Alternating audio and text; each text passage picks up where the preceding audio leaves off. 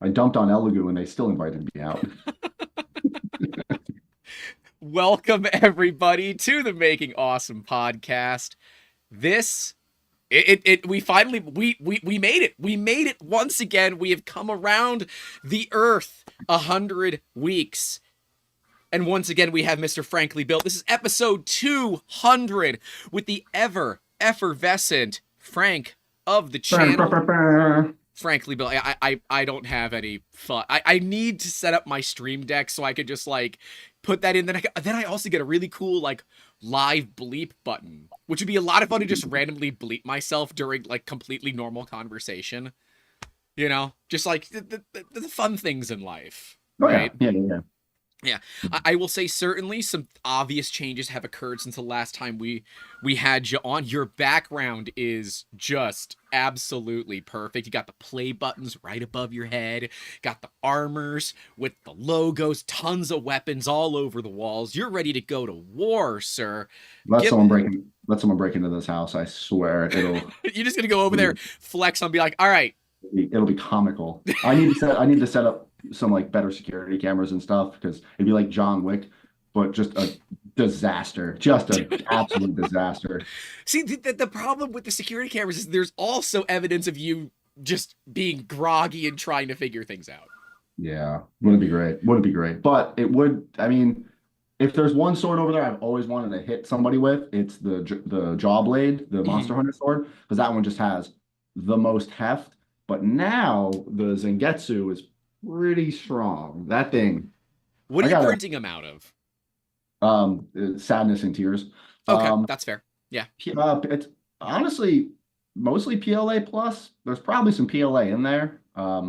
But what I'm going to go over, I don't know if you've been tracking that giant railgun cannon I've been making, Mm-hmm. the 7 foot one. Yep. I did that with like 4 walls, 5 walls, 1 to 5% infill, and she's strong. She That's very, not a lot. Well, it's the walls that give you the strength. The infill is there to keep it from being floppy, right? yep, Yeah. yep. Yeah, I mean, the infill fills in, and that was something that I've always had trouble explaining to people when looking at models. It's like, depending on the model, if you have 2 or 3 walls on your inner and outer, if there isn't a lot of gap, that's all your infill is. So if Yep. you increase your walls so much that there's no space, you can go from 1 to 99% infill in nothing. Like, And it's faster because and it's happening. your printer will do straight lines way faster than having to move a bunch for infill. Exactly. And I don't care what printer it is; it's still faster. Yeah. So, and then for weight, I had to like I cut some handles in half and laid them flat for strength. So like some parts of it are almost 100% because they're 5 walls, but it's a thin handle like this. So I mean, it's strong. So Yeah. that video is probably one of my first ones where I'll be going over like actually making things stronger versus weight. I had to go back and reprint. There's a bunch of parts sitting over near the suit that I went and reprinted because it's a 7 foot cannon. Um, it was like 15 or 16 pounds, and then the barrel was too long. So I'm like, I got to cut weight down, and Mm-hmm. it'll be a very interesting video. It's my first like big prop that's not a sword. So yeah, I'm excited. I'm excited for that too. Prop building is one of those things that I've wanted to get into, but have just completely stayed away from it for a very specific purpose. Well, I guess we haven't. I've almost stayed away from it completely on camera. We've done a bunch of it for clients, Yeah, but on camera, I've stayed away from it a lot. One, because YouTube being YouTube and people getting upset, but then two, I gotta find a place to put all this stuff, and I am running out of space, yeah. which is a huge problem. I recently just sold a bunch of my unfinished helmets and swords. I even threw out to scrap some of them because I had so many swords that I had printed. I'm like, I'm never going to sand and finish this. Like Mm-hmm. I lost interest in it. The other people lost interest in it. So I'm like, whatever. We'll just we'll move on from this. So I still have a couple sitting literally on the other side of this wall right here in the printer room. I still have a couple that I might finish one day. Some anime swords and like another Monster Hunter sword, but Well, rainy. Yeah, that's actually pretty convenient though, because you're able to like you have enough of a following to where when you do want to get rid of them, you can sell them or you can give them away and people know who you are. And yeah, so it comes with that bit of a provenance that it's not made by just some random person. It's made by some random professional cosplayer, YouTuber, content creator extraordinaire. We'll go with that. Yeah. I actually just got an email from somebody asking for tips on an Etsy store, and I'm like, I can't give you tips, man. I get those. I've got those a couple times a year because it's like I didn't have to make an Etsy store from scratch. I have a following. I have people who are following me. I never had to advertise. So Well, to me, give that's you what you tell them, right? yeah, like for Step me to one. give you tips on like, yeah, man, I had to start at the bottom and then you do it's like it's the wrong advice. I cannot give you advice on starting an Etsy, grow an Instagram and YouTube following, and then I can give you tips how I integrated my Etsy, but like I can't Yeah. I'm not I'm not Susan down the street starting an Etsy shop from scratch. So I'm aware of that. Like I'm lucky that I can just post my Etsy up and be like, hey, I have some Iron Man helmets for sale, and people go and buy them. So what you're saying is to start an Etsy store successfully, you want to build an Instagram following that just recently passed 250,000, build a multi-100,000 subscriber YouTube channel, multi-million, I believe, right? 1 mil, baby. That's right. So at least 1 million followers on YouTube, and be a basic internet widely known person that is easy to recognize, and then open an Etsy store and you'll be great. Be solid. Be great. That's the answer. There you go. So many Flexi Rexies all over. Do you want to give a shout out to Max H and Mad Cat USA for dropping $5 each? Thank you. And for those that don't know, we do these live streams ad free. The goal is that every now and then, hey, if someone wants to kick a couple of bucks, keeps the streams completely free. Leave a like while you're there if you don't mind. Subscribe and all those things. Yeah, we've been trying out something new with completely ad-free streams. Okay. We don't want, like, you know what really sucks when you're watching a live stream and then you get an ad, and then by the time that ad is over, even if you skip the ad, by the time that ad is over, you've missed something key and important. Yes. And that upsets me so much. So much. And we do, who is it? Oh, Nick Foster's in here, says that you're his dad. Oh, hi Nick. Yeah. Well, I mean, you might not be his dad, but you can call him daddy, I guess. He calls me daddy. Yeah, I mean, that's fair. He knows his place. Hey, Max H with another one. And Steve Builds, member for 15 months, which when we are done, we're going to kick you guys over to go hang out with Steve. He is taking a look at a PO Poly Magneto X, a full one. So Steve was one of the beta testers. Now Steve is going to look at a full one later today. So when we're done, we're going to kick everyone over to Steve. But Frank, what is going on in the world of Mr. Frankly Built? So it all started with my dad. No, that's actually not inaccurate. But so a lot's been happening. I don't know if it was something to like announce, but like I finally took one hand off the wheel and I hired a video editor. We talked about that right before we went. I'm like, I don't think that Frank had an editor for very long. I have been 100% me for the 5 however long, and I finally it was happenstance. I had a delayed layover in Charlotte, and I had a friend there, and I hit her up. I'm like, hey, don't you live like near the airport? She's like, yeah. I'm like, I'm here for 4 hours now. You want to get coffee? So we're talking, and she's like, yeah, this is my video editor team, because she's a Twitch streamer. And then she's like, yeah, I started doing YouTube stuff, and I asked her the rates, and I was like, wait, that's it? And they have all these different packages. I'm like, got in touch with them, upload the footage, kind of gave a rough outline, and I think it's their main editor. He like the Deadpool video is a great example of it. He figured me out immediately. He was like, I get your humor. Okay, cool. So like almost minimal notes. The newest video, the intro to printing, no notes. Literally sent that to him, gave him a notepad of like where to throw some B-roll, and got back that video in like a day. And I was like, I got nothing for you, dude. Like this was perfect. So that has been, because that's been the scariest thing. He's done one tutorial for me, and that was kind of the scariest thing. It's like keeping in and cutting out what is or isn't important. So they need to understand it as well as I do. Yep. But so far we've made a pretty good have a pretty good communication on that. The real test is going to be that big cannon I'm making, because that has just a lot of information in it and how he's going to cut that up. But yeah, that frees up 2 to 3 days a week for me to just film, get the camera, go in the garage, go here, film, and I can just dump the footage up. We're working on getting ahead 2 weeks. I've wanted to do that since I started editing, or Dude, like me film, too. like goals. And And I have editors. We have 2 editors now.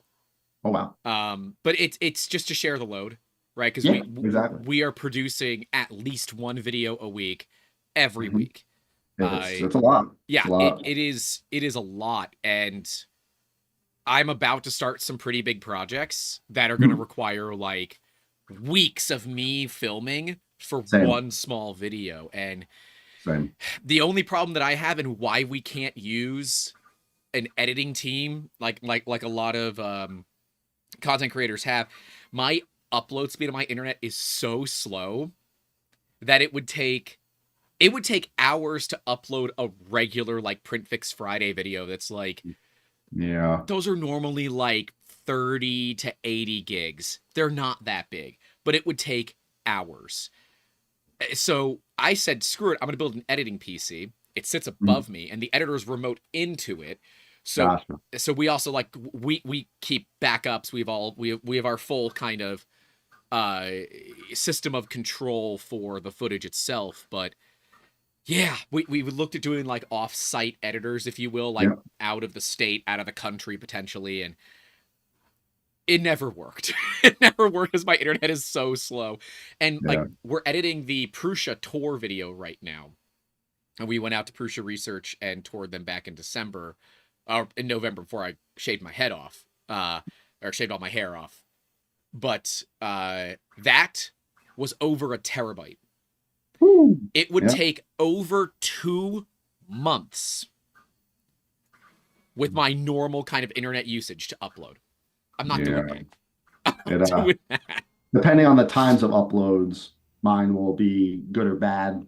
Um, but usually, like the way I film, sometimes I'll have all the footage, but I won't have my intro and outro and like B-roll or VO done. So Yep. I'll upload first. I'll start uploading all the footage, and then I'll go back and watch it, do VO. So I upload it in some chunks, and then it just sits in a folder. And then I submit a form. I'm like, hey, this one's ready. Here's the title. Here's the idea. Here's what it needs to be. Go play. And then they have it done for me, and it's like, this is nice. And they do thumbnails. They do everything. Now And it's that's like, nice. Yeah, having well, thumbnails yeah. is useful too. And then they will also, if I want them to, they can start doing short form. But right now I can handle the short because I mean, it's TikTok, it's shorts. It's usually a film in the kind of moment kind of thing. Like, hey, this is what I'm working on. You do a great job of that too. Your short form content. You've learned that system to keep people engaged for a while, and I bet your metrics are showing it now too. Instagram has always been a good test. I've always used Instagram and TikTok. I abuse TikTok. I still don't give a crap about my TikTok because I'll just upload garbage to it. Just like, hey, this is in, and if one of them pops off, it's like, that's going on YouTube. So I can just fire stuff at TikTok, see what sticks on the wall, and then I'll pull that because I like to curate my YouTube a lot more. I need to start uploading more YouTube shorts. I've stopped on that. So what I'm going to start doing is videos on Saturday, shorts on Wednesday, and just keep it You're going to be rotating. doing videos every single Saturday. I have been. I've Nice. I think consistent. I was actually just looking. That's my phone. I was looking at like under the YouTube studio. I had content. It was like 1 day ago, 8 days ago, 2 weeks ago, 3 weeks, 4 weeks, 1 month, and that's probably 1 month, 1 week, 1 month, 2 weeks, and then it goes to 2 months. So like I haven't missed an upload in a while, and it's been consistent. Feels good, doesn't it? Yeah, yeah. The Yeah. algorithm likes that, whether they do good or not. Consistency kind of goes a little bit of a longer way, and it's a niche hobby. So there's a lot of them are going to be slow burns. They're not going to make trending. They're not going to make front page. Those are going to be very specific types of Yep. video. But I don't mind. Besides the video editor, I'm gearing up. Thursday, I leave for Anime NYC, and I got to have that Canon done by then because I'm bringing that. Fits in a suitcase. That's why it's all modular and comes apart and stuff, so I can actually transport it. You don't want to And walk through TSA with that. They're going to ask a lot of questions if you it just would have be it in one piece. so funny. Just can I check this? Yeah. It's not real, I swear. Yeah. And I was looking at the prop rules for Anime NYC because some do have a length and Yes, strength limit. they do. Anime NYC does not. They just say it can't have exposed metal or like bare wood. What I am worried about actually, I'm making little daggers, little solo leveling daggers, and I am while I was sanding them last night, I'm like, these are these are kind of sharp. I wonder, like I had to actually go and sand a couple bits of like the tips off How of to them. smooth it down a little bit so it's Yeah, not actually sharp. Oh, like those are nice. actually kind of pointy, and I've already stabbed myself a few times. I printed them all in clear because I wanted to make them light up. One Yeah. lights up red, one light. I don't have time. I'm like, whatever. And then I forgot how much of a nightmare it is at sanding clear PLA. So I'm like, this is a lot of filler primer. But yeah, I kind of skipped over one. I kind of wish I had recorded a video on it, but I built this in 2 days because 3D printing is just wild, When and you I have an love. army of machines or just a couple of fast machines, you can get that done fast. The blade was 3 parts Yep. on a God, what was this? My X1, and then the handle and this little weird, gross mouth thing. Like the whole handle was on a P1S, and it printed overnight in like 6 hours. Welded it, painted it, wrapped the handle, killed the chinchilla, and skinned it for the. It looks like you used a dead cat from a microphone thing. Yeah. Yep. I rescaled the whole blade because it was like it was kind of got it was thick and then got skinny, but Yeah. then in like a lot of the manga panels and references, when he's holding it, I'm like the edge of the blade looks bigger. Um, so I didn't know how to actually like non-uniform scale it. It looks Because good. well, you know how I ended up doing this, stretching and skewing this? Because Mesh Mixer, like you can do non-uniform scaling where you can stretch the X, Y, Z. Right. I needed to skew the mesh. Because if I Right. had just stretched out the Y, the whole thing would have got thicker. I just wanted this side to get thicker. I dropped it in Armor Smith. Armor Smith has a full non-uniform, They non-linear do. scaling where you can Yep. grab pieces. And so I just dropped it in Armor Smith, distorted the hell out of it, and then sent it out, and it worked perfectly. Yeah. Do you remember like what filament brand and all that you used for those? Those are probably 99% sure those are going to be Sunlu. I've been using a lot of Sunlu lately, but Bamboo just sent me a metric buttload of filament for an upcoming project that is also something that has been enveloping my life. Yeah, Um, you got a wall of P1Ss, right?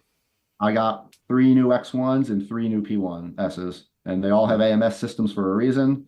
And Bamboo sent me a lot of filament, and it's gonna be a lot of stuff going on, and then it'll all come out September 17th, more or less. That's when it'll. Is They there didn't. is there a specific reason that it's September 17th? Yes. Okay. Yeah. A a company reached out and they're like, "Hey, we want you to make a cosplay, and we want you to wear it somewhere, and we want you to do all this." And I was like, "Well, that's not really enough time." That's not a lot of time. Yeah. But and that was 2+ weeks ago. Like Yeah. the negotiations have been back and forth. It's been a journey, but then I'm like, hey, I emailed Bamboo. I'm like, listen, I need machines. I need machines for this specific reason. It's this company. It's them. It'll be good exposure. They also want me to make 3 short form videos and put them on YouTube, Instagram, and TikTok. Yep. Like a build, a reveal, or like a build, a reveal, and then actually at the event. So I'm like, and I had emailed actually I gotta email them back, and I feel bad. I emailed Bamboo and Polymaker at the same time. I'm like, Bamboo printers, Polymaker filament. But Bamboo's like, no, no, no, no, no. You're using our filament. I'm like, I'd rather you send me more printers and then eat the filament somewhere. And they're like, no, no, no, we'll still send you the printers and the filament. I'm like, oh, Okay. twist my arm on it, I guess. Well, the benefit is they've got those RFID tags, so the machine's gonna know exactly what it has. You don't Yeah, have to. You don't have to like. Is it the right one? Is it the right color? yeah. Okay, they're good. The only problem is after Bamboo had sent it and I'm literally unboxing the machines and I have the filament, the company who They're like, actually, we need to change characters. Can you do this one? Oh no! So Polymaker's probably still getting the filament on that one, aren't they? I don't have enough time. I had an overnight. It's sitting downstairs. I had to overnight Amazon it. Yeah. So it's just from it. It's. I'm raw printing it all in silks. I don't have time to sand it. I don't have time to paint it. So it's all. That's why I needed the AMSs because there's going to be some multicolor aspects inside of it as well. And it's like, Silk. well, Yeah, but silk, man. Silk is like. it's tricky. But Woo! but I'll tell you what, my X1s and P1Ss have always killed silks. No issues. The supports always just fall off. Like Yeah, that's no clean. problem. Yeah, no problems at all. I actually was doing a lot of my devil fruits for Etsy on my K1s. And like they were working fine, but then I needed a gum fruit real quick for an order and they were busy. So I'm like, let me throw this on my X1 and just even the color quality difference on the X1 to the K1. I'm like, they were both the same fruit. And I'm like, the X1 looks so much better. Oh my God. Silk, if you don't heat it enough, it looks like crap. Well, I always keep my doors closed on all my printers. Like, open your panels for. I don't. They're all have the Really? lids. I all have the doors, and they all work fine. Yeah. I Never can't get gotten away with married. that. It's too hot Really? here. Yeah, it's too hot Oh, here. well, where are you again? Tampa, Florida. Oh, we're gonna talk. I've been thinking about moving to Florida. Yeah? Mhm. You know Willow's down here now, right? Uh-oh. It's a bit of a Twi- turf war, I'm just saying. Twitter beef. Yeah, But, that was well, fun. the Micro Center in Miami had their soft open on I Friday. know. Their official opens on next Friday. I'm driving down. No, I was trying to like work with them on this, like so we could do some content. They haven't gotten back to me yet. I'm going no matter what, but I'd really like to get something out of the trip, I got to buy a new laptop. And according to their website, they're offering 20% off of Windows laptops. And that makes it worth the 8-hour round trip. Mhm. And I get to go see family. My mom's The entire side of their family's down there. the nearest micro center right now here is in Charlotte. I did something with them a while ago, one in Virginia, which was pretty cool. And I might have to maybe hit them back up. They're like, hey, I'll drive out to Charlotte. I'll drive or fly out to Charlotte. How Get something. far, how many hours is that from you? About 3 hours. Okay. So the So, prior the early the closest one for me was Atlanta. And that is 8 hours each mhm. way. And I've made that journey before. When my brother built his well, it's still his daily driver. It shouldn't be, but it is. His daily driver computer, which is a 5820K. For those that want to look how old that is, we're on the 14th generation of Intel. That's the 5th generation of Intel. Gee. To give you an idea of how many, and that computer still works great Mhm. for reference. But we drove up to Micro Center because including renting the car, driving, time, it was still worthwhile to do it than it Man. was to buy the parts, full on. So, yeah, and the Micro Center in Miami's in the old location of where Tiger Direct used to be. There's like Oh, there's a whole like geekdom thing that went on there. So I'm wow. excited for. I need like a relatively expensive laptop for 3D scanning, Mhm. and it's time. We're starting to get into a lot more high end 3D scanning. Hilariously, the really really really high end scanners, yeah, Morocco's. I don't have one of those yet. I have the thing that they kind of copied. I have the Artec Leo, which is like 20 times the cost. It's stupid how expensive it is. This But is, my God, the computers that are needed for those kinds of scanners, man. oh yeah. And that thing is pretty darn good for the money, from what I Yeah. hear. It's got selfie mode. Like, Yes. yeah, I actually need to use this today or tomorrow. I have to scan myself, and so I can start scaling this cosplay that I need to make really, really fast Yep. to myself because it's very misproportioned. I need stilts. It Really? like Okay. it's going to be something, and I decided I'm going to actually be driving up to New York with it instead of flying because I just It's, don't want to risk. I yeah. don't want to risk it. Can't. Rent a car for a couple of days, send it. Yep. I'm a rent a car guy. Anytime that I have to drive more than 500 miles or so, I'm going to rent a car because in the event there's a problem, I make a phone call and another car comes out and then they they stay with the one that's got a problem, and I just keep going about my day. True. Yeah. Yeah. I also have a 22-year-old car, so Oh, fun. it has never left me stranded yet. I just don't want that to change, you know? Not bad, not bad. So is that that's not your first scanner that I'm aware of, right? You've had a No, I had a couple couple. before. Yeah, I think one of the first ones I got was like a Revo Point, and then I tested like the 3D Maker Pro ones. Their Yep. UI was not great. Yep. I also was sent one of the original Creality 3D scan lizards before they got sued for that one. Remember that whole debacle? That I think debacle is actually still going on. yeah, so I still have it. I never did a video on it because I'm like, yo, guys, It's the I think software. it was they Yeah. stole Revo points, didn't they? Didn't they bum off a Revo point? Artec. Oh, okay. Yeah. So so for those that don't know, Artec is I can go I mean here. I will let the chat. Those that know what this is cuz you're in my server, don't guess. But in the chat, this is an Artec 3D scanner. How much is this scanner, brand new? Someone, please let me know in the chat. By the way, like the stream while you're at it, because these are not cheap. But the thing is, the software for these scanners is $1,200 a year. It's more than most consumer-grade scanners. This was $1,200. Exactly. Now, the thing is, the software is considered... Spectra got it. Spectra V3, I got it. It's 20 grand.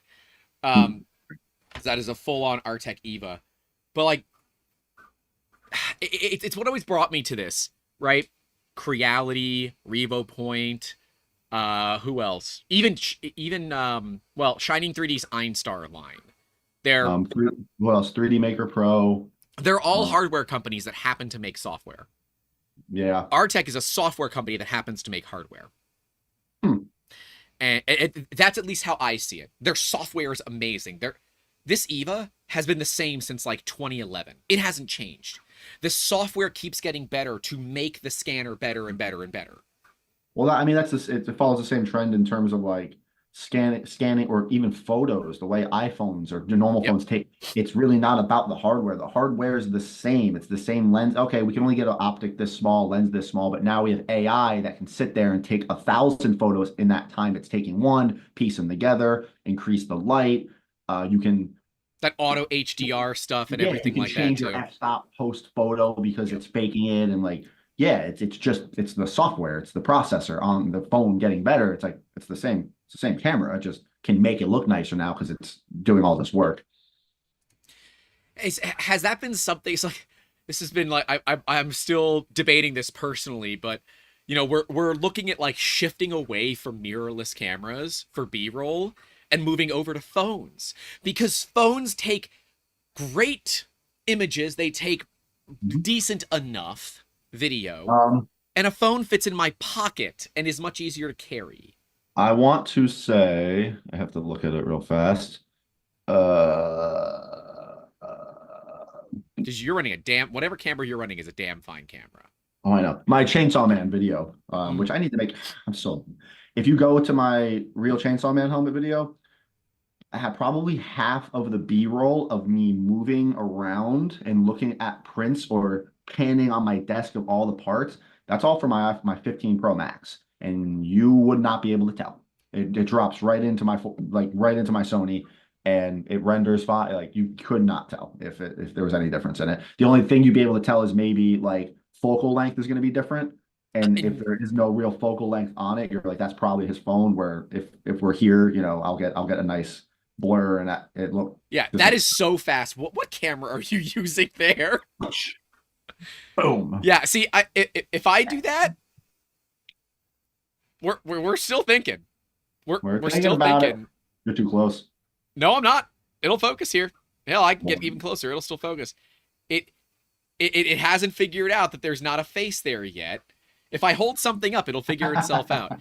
This is a Sony camera too. That's the worst part. It just which Sony is it? It's RX100 Gen 3. Okay, so this is an A6600 with a Sigma Alpha lens, which because it's a third the price of the Sony lens. And yeah, it's a 1.6 or 1.8. Oh, are you using the 16 millimeter Sigma? Yeah, the f1.4, one of the holy trinity of lenses. That is our A camera. Our A camera is a 6500 with that Sigma 16 f1.4. This is like real deep into the weird content creation stuff. But Yep. the RX 100 is a great camera. It does not have a lightning fast focus. That Sigma lens has a lightning fast focus. Yeah, it's I've been debating because my live stream setup, I recently went away. We had a Sony A6000 with the kit lens, 16 of 35 or whatever the hell it is. Went to a Insta360, their little PTZ webcam. huh. The Link 4K, I think is what it's called. I got it used for like $80. It was cheap, Yeah. stupid cheap, 4K. I'm like, this is really nice because I can zoom in on things. I'm only streaming 1080p anyways, so I'm Yeah. not losing quality to 4x zoom. I can move it around and look at things that I can't easily do with the Sony, and it's all done in Insta360 software. I'm like, for a live stream, I put up my hand, it will track me and follow me as I walk No, around. no, There was a lot of value in that. So I might bring that camera in here and use that in here. why not? We'll see. Coldor. Okay, Mr. Frank, what really made you get into 3D printing? Me personally is because I started to wonder what it would be like if I made those things for myself as to buy them for way more and maybe not fit. That's why I got into printing. Yeah, I wanted to make an Iron Man suit in 2019. The Creality CR10S, which I still have. it's hard to get Is rid of it, isn't it? uh, it's not the same anymore. I haven't finished the build. I gutted it. Added a Ender hot, Theseus. redid the full. I think it's an SKR board. Uh-huh. Uh, I knew hot because that thing ran for about 3.5 years in England, just pumping out this suit, parts of the white suit. That thing just worked. And while I had like one print left on. I was slowly packing up my print farm to move from England back to America, and I was like, all right, I gotta finish this project. This project. I had some Ender fives going, and I'm like, as the printers finished this project, I would unplug them and start unboxing them piece by piece, getting ready for the move. And it was the last print on my CR10S, and it was going and going, and the print finished, and I think I had to send one more small part, and it had a heat temp error. The bed went. After 3.5 years, They always know. They always know it. it was like we're gonna work right to the end. And sorry, it wasn't the bed. It was the I thought it was the bed, but since I had two, I was able to swap and troubleshoot, which is great. Always convenient. It was the silent main board after because I put that board in immediately when I got the printer for noise. And yeah, she worked the whole time, man. Just little, and I'm like, you did good, little one. And I boxed her up, and when I moved here, You get I to got come it. home. I was like, yeah, you can come home now. You've done your time. And I'm like, Yeah. you're getting everything. You're getting new touchscreen. You're getting a new SKR mini board. Got a new bed, new direct drive hot end, new like. I was like, you're getting. And I've slowly been piecing it together. But then like you kind of lose interest because no matter what I do to that printer, Yeah, it's not gonna match any it's not clipperized Core it's not XY yeah, printer on the market. It's not. not. So I might just keep it as like a trophy piece at this point. Just like this is where I started. I still have my first consumer 3D printer. I still have my first like major kit 3D printer. I still have that. I don't have my first ever 3D printer because that is a fire hazard. Absolutely do not. It was an old Mendel from like Speaking of 2008, fire hazards, Nick, you're 2009. still in the chat. Huh? My buddy Nick, we built it. I had a net A8 and we had some fun with it. Mm. We lit it up. We got it to light on fire. He has video of it in my garage. Because if you just pull out the thermistor, Yep. it runs away. Yep. We did that until the board shorted. And then I started jumping wires. And eventually it culminated in Don't try this at home, kids. do not try this at home. The final step was how hot can we get that thermistor? Obviously, the wires through the board's going to toast way before that. Yeah. So I just took the two wires from the thermistor, the actual beefed up wires, and I plugged them directly into the power supply's 24 volt. Just bypassed everything. And Nick, what was our final number in Fahrenheit? It's not gonna be much over 700 because the block will melt then. You sure about that? Yeah, I think. What? It was 1,023 degrees Fahrenheit. We got that thermistor too. We had it out of the block, but we had the heat gun Oh, just it is. It's 1221 here. degrees Fahrenheit. I am wrong. I was half wrong. It Well, was half off. just glowing red. Like we had barriers up and like we're just hitting it with the heat gun, and this thing was just screaming. Obviously, the amount of things Yeah. that would need to go wrong for it to ever reach that temperature, but it was letting off gases for the heat block and hot end and core that like we didn't know. We They're were not like, safe. I think this is cancer. We're not quite sure. Yeah, It is very much not safe. Please it was don't do like, that. yeah, Let it was so bad. let the professionals do it. We I get wish I had paid. I wish I had recorded kind of more about it because there is still there is even today that stigma or Yeah, fear that like, well, these get hot. What if they catch on fire? It's like there's a lot that needs to go wrong, like a lot that needs to go wrong now with modern printers for that to happen. Can it that's still right. happen? Yes. Bamboo with the A1 bed, that was kind of stupid. They fixed it though and recovered from. Nobody else could have recovered from that. Like Bravo, maybe Prusa, but like I mean, ANET kind of did. They still sell their printers. People still buy I them. know. Creality did. I guess a net cup recovered the best because they're still in business. Yeah. Creality had the same ish problem that the A1 had. They had bad cables, but they Yeah. also were sending printers But Creality's bad cables are firmware. DC. So when they shorted, they popped. Bamboos are AC, AC. which is just dumb. Just dumb, just stupid. Come on, man. But AC heats faster, and I know it's better fluctuation. I know. I yeah. think actually I want to say the XL, the Prusa XL uses AC for the all. No, it's all DC pads. Huh. Yep. It uses 3 Mark III power supplies. She heavy. Oh yeah, She heavy. she real thick. Mine's running up there. Uh, speaking of, you got an XL recently. How's that thing been treating you? How's that kind of seeing the difference in Core XY from different manufacturers these days? I'm glad Prusa did it. They need to Yeah. shrink it and make it a little cheaper. It's not bad. I had to swap the bed out. My one of my purge tower on it fell over, and I actually James Hacksmith, he had the same problem on his fell over too. So just a bed adhesion thing. So I swapped it from the standard, and now I'm running the textured one. I just haven't sent a print on it yet. I mean, beautiful, I like the beautiful. smooth beds. I'm weird. I like the Prusa smooth beds. They're great. It's cool. I haven't really been able to beat it up too much. I'm probably going to end up using it for this costume project I'm using because I obviously I have a lot of the bamboos and they're going to get the focus in the videos that they need. But I also have 4K ones and I have a Prusa XL. I need to use it for You this only project. have a month to do it. Yeah, It doesn't matter what the hell you use. You got to get the. It doesn't matter at that point. yeah. Yeah. So they'll get their exposure and but it's yeah the XLs are cool. I have my Mark IVs. They're good quality. You know they're Prusas. I don't mind them. But they definitely seem to be pushing more for creators recently. They've been sending out a lot of machines to create. They are finally like, oh, there's a whole untapped market here of exposure because Yeah. bamboo. They all of a sudden have competition. They haven't had competition, Yeah, since what? Starting 3 years ago, right? Creality was knocking at their door but never really got in. No. Then Bamboo came in with a friggin' SWAT team and cleared the Bamboo was that, bop, bop, bop, FBI open up kind of experience. And Yep. Yep. they blew the door, and they blew the doors for every 3D printing company, right? And it to me, it felt like So much. overnight we got pushed into an era of 3D printing renaissance. Yes. They kicked the door in so hard. Stratasys is pushing back. Oh, dude. So I've had my first talk with a patent attorney. I have 2 more scheduled. In 2 weeks, we're going to have a video coming out on that with like actual legal people talking about it. I haven't talked about it. I haven't. Yeah.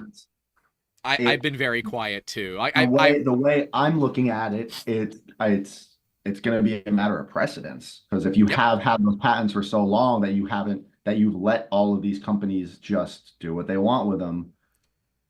Sorry, homie. Like that's going to be a hard sell when all of these other companies have been fine for years, and now you suddenly want to go after the one who's actually affecting your bottom line, which I have a tinfoil hat theory. I'm not going to mention it here because I want to save it oh, for wait. the video. Oh, I wait. will tell you off stream, but I Okay. have a tinfoil hat theory about what actually is going on, and it is it is crazy enough that I think it's real, and I don't think we're ever going to find out the real answer. Mm. But yeah, there are people that are like rooting for Stratasys simply because they're spiting Bamboo on this. I'm like, I don't think that you realize, no matter who you like here, no matter if Stratasys actually wins on You're, all counts, you yeah. can basically take consumer 3D printing and throw it out the window. It's gone. Yeah, no, Nobody it will else, be, nobody else will be able to do it. it will send us back to the Stone Age. Yeah.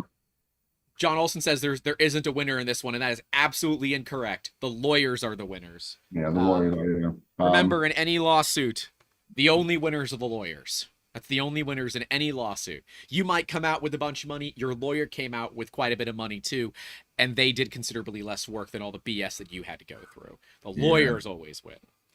I'll ask Frank about the vacuum cleaner on the FL Sun, the S1. Oh my God. Yeah. Their big CPAP fan.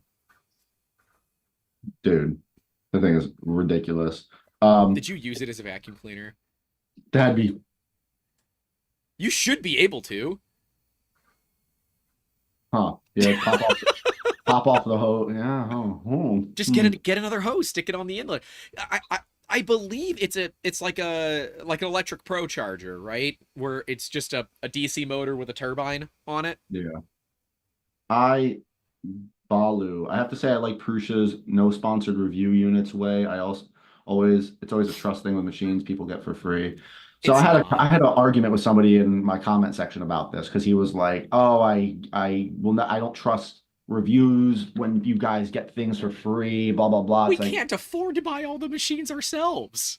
Well, but the thing is, it's sunk cost fallacy, It's and true. a lot of people get that confused. It's like, yeah, no, it's cool being able to work with these companies, and if I had FU money like someone like Demolition Ranch or like even Yeah, Mr. yeah. My demo ranch buddy. Yeah, like that's fine. Like, yeah, I can buy this, test it, and I don't care. But they think that, I'm getting these, I want to appease. No. If I was to have spent $4,500 on that XL and there were problems with it, it'd be very hard for me to be like, I did spend $4,500 on mine. I wasn't cool enough when it came out. I was a day one pre-order. I had a pre-order and I canceled it because I was like, Nice. You got lucky on that one then. yes, yeah. Call out. Just all I had to do was call out Bamboo or Prusa in a video. But like, Hey. no, yes, I'm comfortable enough in a spot where if you send me the machine, this is it. It's good. It's bad. These are my problem. I mean, I did it with the Giga. Like, Yep. It worked, and no, like I will trust unless I know that they are making buku dollars and they are a Linus. Somebody like he can buy whatever he wants if he's not getting it and he's going to be honest about it. Yep. So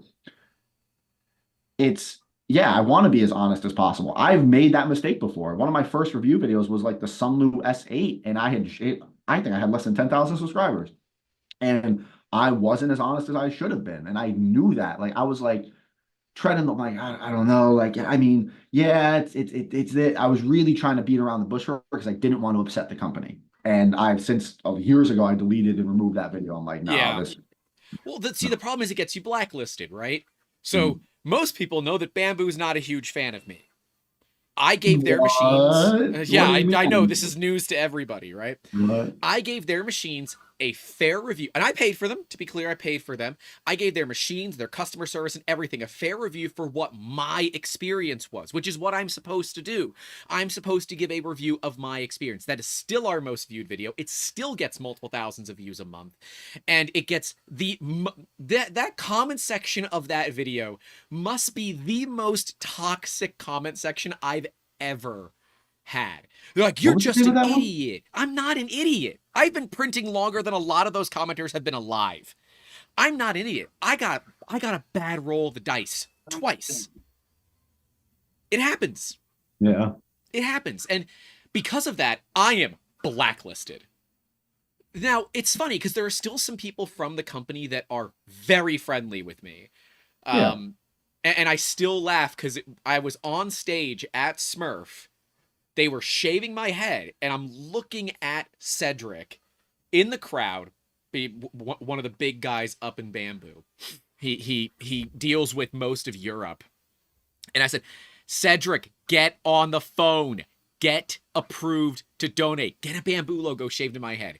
It would be awesome. I want this to happen. And he told me, this is of course unconfirmed, but this is what I was told, that the company thought the optics wouldn't be good. I'm like, guys, this is amazing optics. Donate money. Get your logo shaved in my head. It would have been hilarious. Hilarious. But it didn't happen. So, and I don't think we're growing out my hair again to shave. So, still raise $6,000 without him, but I think it would have been funny. I know Snapmaker, I am blacklisted from. I think those are the only two that are just like, nah, man, we ain't working with you anymore. Snapmaker, they sent me two things, and they were both just. I yelled at them for their terms of service, because their terms of service, before you could use the machine, required you to agree that everything you made on that machine, Snapmaker had a worldwide exclusive license to remanufacture. I'm like, that's not appropriate. No. Didn't, because Bamboo had something similar hidden, didn't they? They did. Yeah. A lot of companies do.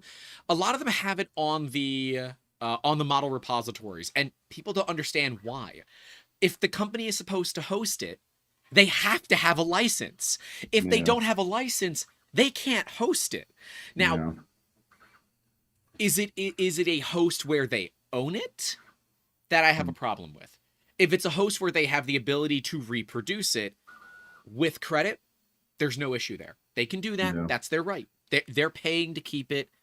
They're paying to keep it up there. I do wonder how much more money Bamboo would make if they finally transitioned to where, because I know plenty of people in DoD and the military and just private labs or engineering suites who want, like, come on, they work, but they can't use the XLs, they can't use the X1s. Use the Bamboos. It's even the E's they can't use. It's like. Well, and that's where Prusa comes in, and our filament sponsor, Printed Solid, David Randolph's in the chat, so I that was just a really easy one to throw in there. Yeah. And that's where Printed Solid comes in, because they're able to. Oh God, the array pallets array Pallets system? Array. Chris says the X1E could be used. No, it can't, because it's not made. It's got too many Chinese components on it. Yeah. It's a step in the right direction. They're kind of looking that way, but. Yeah. They basically just need to let their printer go at that point. But the array from Mosaic, right? Pallets. Mosaic, that was it. Yeah, the Mosaic manufacturing pallet. Yeah. Yeah, I've seen that. It's cool. It's a cool machine. Big. Having seen Prusa's AFS in real life, used it, gotten parts off of it, I don't know. So Prusa hasn't officially released it that I'm aware of. If they have, it's been a very quiet release and I'm not aware of it. That AFS is going to really piss off a lot of companies that do these farm-based printers, because dude, it is fully automated. Everything is automated. The only thing, there's a couple of things on it that aren't like 100% automated, but like everything else is automated. The machine is beautiful. You guys will see it in an upcoming video where we dive like stupid deep into it with the guy in charge of the AFS. And last I heard, prices were in the $100,000 range, which is a lot of money. It's a lot of money. But if you're a business, you don't often care about the cost of the machine. Like, I bought my I brought my XL. Within 2 weeks of it being delivered, it was paid for. It was done. It paid for itself within 2 weeks, which is longer than I like the machines to do. But whatever. And like right now, my XL's making, each part the XL is taking off right now, $485. And it needs to do 20 of them for one client. Like, damn.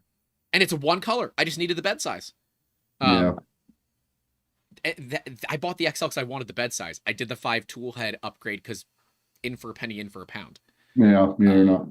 That's something I definitely want to start looking into once I'm done with this project. And I have 8 X1s and 8 P1Ss. It's like, or 4 and 4. It's like, I could probably start taking certain contracts or commissions and stuff.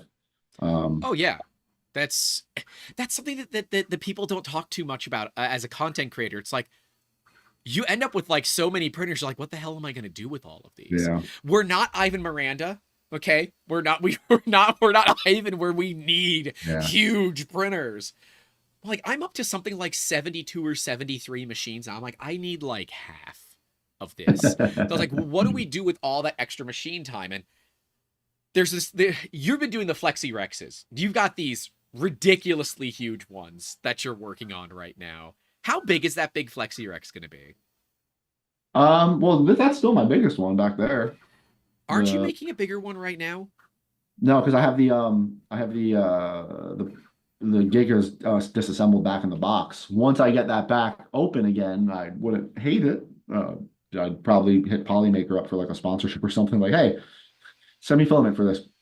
Or like, I wanted to work with A. Mullen because that's the glow in the dark filament that I used for the original one. But then they decided to do that real not great thing with It's Boy in Space's video on TikTok. And it's like, well, It that was feels a like really there's so few companies that haven't committed a cardinal sin with content creators, right? I'll still sometimes get emails from Mingda.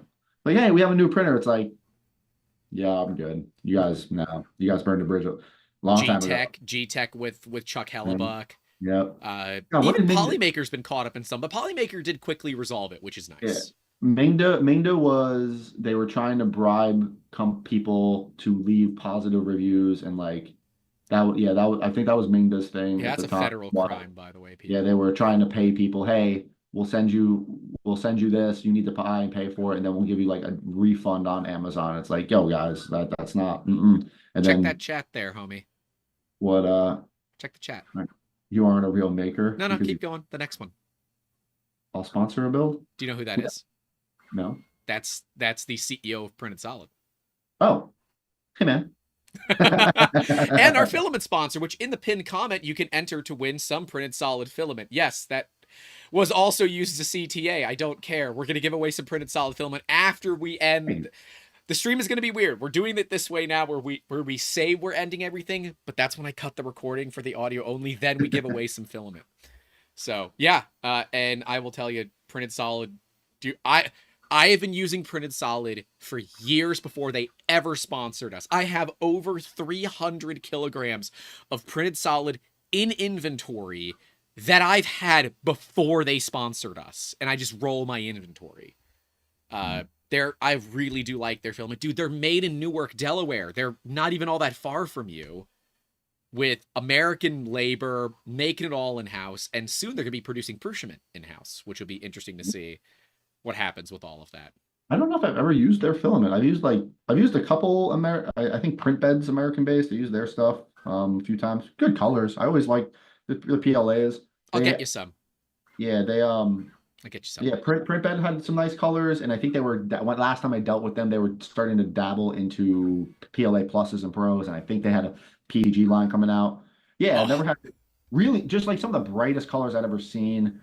Polymaker I've used, but just their cardboard spools are just they don't like the AMSs unless you print those rings out and stuff. Oh yeah, that's the thing. Printed Solid stuff doesn't really work with the AMS. But Man.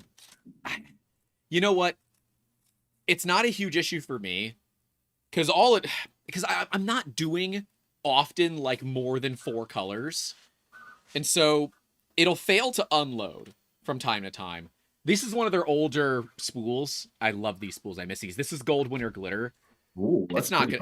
It'll eventually figure itself out. You know, for a Sony, your focus is absolutely terrible. Absolutely terrible. Beautiful high glitter gold. Love Gold Winter. I'll put it in the cat bed since the cat's not around right now. They do have plastic spools now, but I still believe they're not. I have some of the new ones. I have to check. I don't believe they're AMS compatible. With the upgraded AMSs that you can print these days, like the Python AMS, they work perfectly fine in that. I see. I've never looked at a single like mod for my AMSs. I just avoid the cardboard spools. The AMS Lite takes them. I don't have any of those. Yeah, it's just external. It just slots on. So it's like this is a good solution for running cardboard spools if you need to do multicolor because a lot just there's it. It's like it's double edged, right? It's like think companies should all transition to cardboard spools because, oh my God, you catch it. It's a huge, massive waste, or at least Yep. have a way for us to send them back. Um, It doesn't pay to send them back. yeah, I know, Yeah. but also I want to use my multicolor AMS systems and stuff, so I need plastic. It's like, but the XL and the AMS Lite can use cardboard. The K2, whatever Creality system, whatever they're calling it, Synthetic marijuana. yeah. Yeah, you're never not. I can't like. Did they do no research on the naming for this? What did they name it? The K2, the next printer is Oh, K2. yeah. Well, K2 is the synthetic marijuana. K1. I was talking about their AMS ripoff. I don't Oh, know. that's the KMS, I think is what they're calling it, or I thought it was like CMS. CFS. CFS. Just call it an AMS clone. We all know what it is. And Jeez. honestly, as long as they just ripped off the AMS, I think it'll work. It'll probably work fine. Probably. How their wiper system and all that, it looked pretty similar. It just looked like a clone, just bigger. So they said they actually just got an email from Creality like last week saying that the K2 was delayed a little bit, so they don't have the tester units to send out yet. Yeah, take your time. Take your time. That's fine. And then the Centauri Carbon comes out soon too for the testers. So let's see what Elegoo has cooking up. Let's see how good that thing is. I want that thing ASAP because I want that thing running for a month straight. Oh, Like that new carbon printer from Elegoo? Yep. Yep. I want to beat the brakes off of that. I want to be able to find its failure points before it's released. Because if it somehow is good, it's a die cast solid piece frame, pretty impressive. It could be it could be damaging to Bamboo, I think. But what else? What's gonna go first on it? So I want to. It's not even what goes first. It is how easy is it to fix. If it's easy to fix, it's not that big of a deal. Their hot end assembly was very easy to access. Yeah. They had, that was actually pretty nice. Like we took the cover off and you could see how it was laid out. And you just get that thing into Orca immediately. I don't want to use whatever program Eloy is using for it because I hope it's not Cura. Yeah. Oh, you got some memberships, buddy. Look We've at that. got a bunch. Let me catch up on some of this stuff because I know I've missed quite a few. We had Max H says, "Guess I'll do another Spectre V3i with $5." Mr. Wiz X23 for $5. Gingy. I'm not saying the last bit of that because that's going to get me in trouble. But Gingy's is joining our Discord. Shoot me an email, youtube@3dmusketeers.com. I'll get you into the Discord as soon as we're done here. Mr. Emendon and Baloo both gave 5 memberships. Thank you both for that. Thank you all for your support of what we do. It is greatly appreciated. So thank you. Seriously. Content creation, though, from a perspective, how do you feel about printer reviews? Here's a spicy take. How do you feel about 3D printer reviews, Frank? How do you feel about them? Companies need to catch up in terms of what they're expecting and what they're asking content creators to do. Because I will get multiple facets of emails. I'll get, hey, like Creality and Elegoo, they'll send me machines. And if it's a review, if it's a free review, if it's like, hey, we're sending you this machine to review. Okay, cool. I have to shift priorities because is that making me money? Yep. Now, if I can charge, and depending on the company or what my negotiations are, do I charge them for a video plus the product? Now, if I do that, I can't call it a review. Can't legally review it. Yep, that's illegal now. But I can do an overview and unboxing and give my opinion on it. I just can't say review. Yep. Today we're gonna be looking at. Now, Purusha review. They didn't pay me. They literally sent that like, hey, today we're doing an unboxing and just first look and review of the XL. But depending on it, just have to be careful on what is basically said. But I don't think there's anything wrong with asking a company and being like, hey, you want a full length 8 to 10 minute YouTube video of your machine? There should be monetary. There should be money in that Dude, too. there should be, but so many companies will just ghost you as soon as you say that because they will find someone who is smaller or more They'll find hungry or 10 smaller whatever. creators who Yep. are just happy to get those printers over me, who was like, well, I have a cost in this. I appreciate you sending me your Centauri Carbon Elegoo. Doesn't pay my mortgage, doesn't pay my bills. So I remember Uncle Jesse, I remember Clayton got crap for it a few years ago when he Yep. started selling some of his machines. He's like, oh, you got those for free. It's like, come at me because Yeah. like no, I just sold a K1 K1C and a Flash Forge on my Instagram story because I don't have room for them. I needed to make room for my bamboos, and they got a free review video out of it. So no, I'm going Yep. to extra money off of that by selling that printer when I'm done with it because that was, if I have to report that gift to the IRS, that means it had value. So Yep. yes, I am allowed to then go and when I'm done with it, I'm going to sell it just because I didn't get it for free. I put in work for it. And That's right. I hate that. God, there was such a big argument about that on TikTok a while ago that people were like, well, if they send you the printer, you were going to make the video anyway. It's like, not really. Like if I asked you to make a video, if I sent you a product and to ask you to take time out of your day to record a video and put It's in more labor time than and people work, think.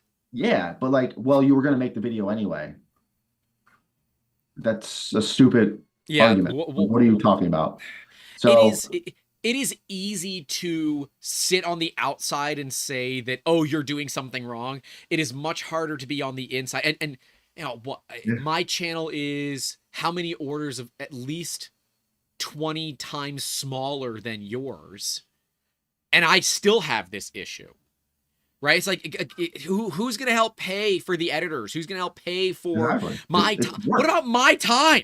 When's my Yeah. time get involved in all this? And so we've only ever had one sponsor that dealt with financially. Um, Never was it with 3D printers though. So, but we do have a great question from 3D Your Life. I don't know if you saw it. They Yep. said, was wondering, as a small time content creator, do you have any recommendations on how to go about getting sponsored for someone just starting out? Yeah. Type up a very generic email. Hi, nice to meet, hi, all concerned or whatever. I am blah, blah, blah, and I have a channel, blah, blah, blah. And you kind of just explain who you are. I was curious if you guys offered any type of collaborations or discounts for reviews. That was literally my first email to Creality. It was, hey, I was wondering if you offered any type of discounts in exchange for product reviews because I'm looking at your CR10 Max and would love to make a review on it. And they emailed me back and said they'd give me 50% off if I did a review. And then I started reaching out to the filament companies. I started reaching out to 3D printer companies that also did filament. Yep. And you just make a very generic email introducing yourself and wonder if you were open to collaborating or looking for review videos. And you cut and copy every company's name. You copy in Sunlu, Polymaker, Creality, whoever, and you just kick them out. Yep. Just send out 50 emails, generic emails. Don't CC all. Don't Don't send it. Make sure they're individuals. Yeah. BCC them, and just start pushing out emails. Worst case, you never get a response. Then it falls away. They look at it. They don't respond to you. You're wasting nothing but your time. Yeah, a lot of them will respond in some capacity if they are looking, or oh, we're not looking for this right now. But you made contact. So as you grow, then maybe you can hit them up at a later time. Randomly tagging companies in Instagram stories goes a lot farther than you'd think. Especially with a decent following, though. Yeah. Yeah. So it's literally just reaching out. No, you have to stay in your lane. Absolutely. You have to be careful with how many followers do you have? What do your optics and analytics look like? Yep. Are you getting views? A lot of Chinese 3D printer companies, all they see is your follower count. That's Yep. really Subscribers. That's all they give a shit about. Dude, so I was tiny. I was sub 10K. I sent an email to Elegoo. Their response, and I'm very much paraphrasing this, was like, contact us again when you have 10K. And I'm like, damn. But you know what? I'm gonna find the I'd email. rather that answer. I'd rather than be upfront about like it isn't you are a number. Yeah. You are a number, you are a product. And that's what I'll talk to anybody about. It doesn't matter what type of content creation you're in. I have cosplay female friends who I don't want to say sell their body, but their images and look like they are looked Yeah, I'm at too ugly because for OnlyFans. they look good and they are a product. That's who we kind of like ogle that, and that is their selling point. We as content creators, we are providing a service. And any company is going to want to make the most money, make the most profit or exposure first while spending the least. So a smaller creator, if they're looking at the analytics for it, if they're looking at, all right, what's your reach and all of that, they have to, it might not be worth their time. All right, we're going to send them $1,000 thing. We might not get the return from it because it's not personal, it's business. And learning to separate that when you're sending emails like, oh, you're not big enough yet. What do you mean? It's not you, it is your business, your product that you are pitching to them. You're gonna get shot down at times. You're gonna get no's. Yep. So get your no, and now you at least know what to work for. And like, hey, when you get 10K again, oh, you know what? I just passed 10K. Let me hit this company up again. Maybe Get they say comfortable yes. with the no. Get comfortable with the Yeah, no. you have to I do. found the email. It was from August 20th, 2021. Wow, it's almost exactly 3 years ago. That's funny. According to the company rules, the premise that we apply for sponsorship to the company is that the reviewer's YouTube channel has more than 10,000 fans or views. Thank you for your support and understanding. Looking forward to the opportunity to cooperate with you in the future. That was their reply. Perfect response, honestly. I mean, it was a bit of kick in the you know what back then, because it's like, wow, okay, so all we do actually care about are views and subs. And you will come around the people I say, oh, I can, for $50, I can get you a couple thousand views. For a couple $100, I can get you a couple thousand subs. Don't do it.